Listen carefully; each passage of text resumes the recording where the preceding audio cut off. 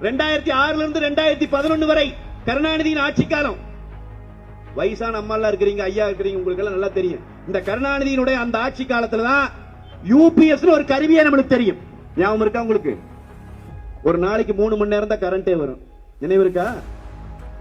அன்னைக்கு ஆற்காடு வீராசாமி அவர்கள் மின்துறை அமைச்சர், அவர் சொன்னாரு, இந்த ஆட்சி போச்சுன்னா என்னாலதான் போகுன்னார், என்னுடைய துறையால் தான் போகுன்னார். அவர் மின்சாரத்துறை அமைச்சர் அல்ல, மின்வெட்டுத்துறை அமைச்சர்.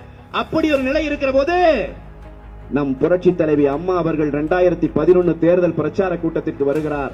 அந்த பிரச்சார கூட்டத்திலே சொன்னார், நாங்கள் ஆட்சி அமைப்போம், அதிமுக ஆட்சி அமைக்கும், அடுத்த 6 மாத காலத்திற்குள் மின் தடையற்ற மாநிலமாக தமிழ்நாட்டை மாற்றி காட்டுவோம் சொன்னாங்க. எவ்வளவு பெரிய நிர்வாக திறன் கொண்ட ஒரு தலைவி, யோசிச்சு பாருங்க.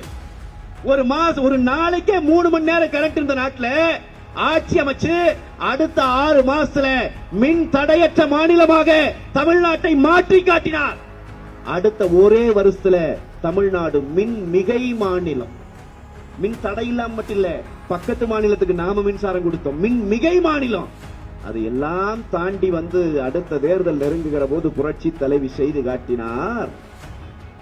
இந்தியாவில் எவனும் செய்யலடா.